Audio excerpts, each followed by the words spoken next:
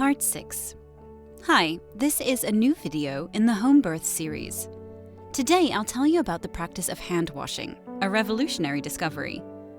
One of the most famous tales in medical history is the one about Ignaz Semmelweis and hand washing. In the year 1818, Semmelweis was born in Budapest, Hungary.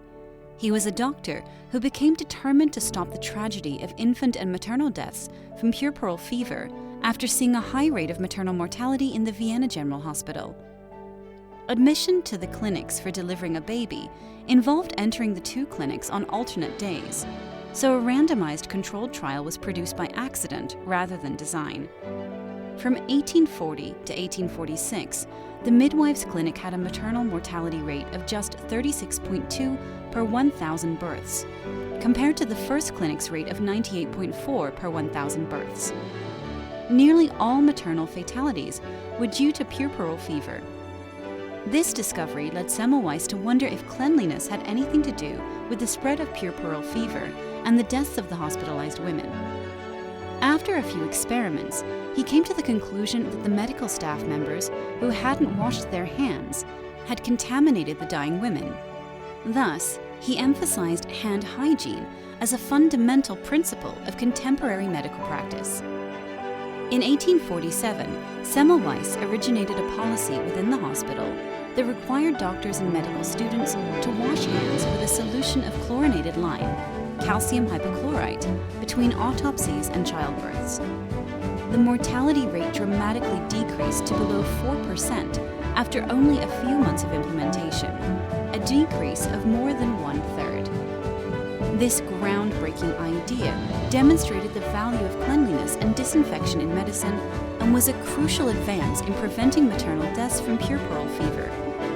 Sadly, despite this accomplishment and the unmistakable proof of Semmelweis' findings, his revolutionary ideas were rejected, and he was derided and ignored because he supported a germ theory that went against then-dominant medical theories.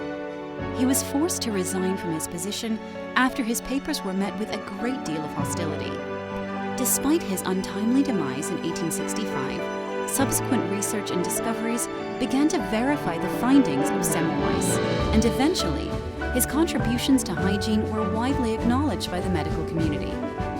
Today, hand washing is widely accepted and practiced as a basic component of good hygiene and the prevention of disease. His groundbreaking research and understanding of germ theory was not accepted at the time, as most medical practitioners were deeply invested in old-fashioned theories of medicine. At the beginning of 1861, Semmelweis suffered from nervous problems, severe depression, and memory lapses. Portraits from 1857 to 1864 show his aging, and in every conversation, he returned to the subject of puerperal fever. After several unfavorable reviews of his book, Semmelweis lashed out at his critics in a series of open letters to several leading European obstetricians. Sadly, he ended up in a mental institution and died 2 weeks later of a wound infection on the 13th of August, 1865 in Vienna. Semmelweis' journey provides an inspiring and powerful reminder to humanity of the importance of science in improving everyday life, and reminds us that one person can have a tremendous impact on the lives of millions through their efforts and diligence.